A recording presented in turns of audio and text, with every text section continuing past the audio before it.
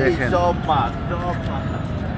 দেখেন শিং মাছ ধরার জন্য খুব সুন্দর একটা সিস্টেম ব্যবহার করে চেষ্টা করতেছে ওরা। সব সাগার ফিশ উঠে ভরে যাচ্ছে। দেখি আমি একটু লাইভে থাকা অবস্থায় মাছ উঠে কিনা।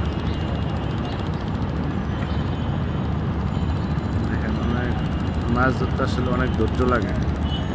জালের ভিতরে দেখেন কি পরিমাণ সাগার ফিশের বাচ্চা উঠে পড়ে গেছে।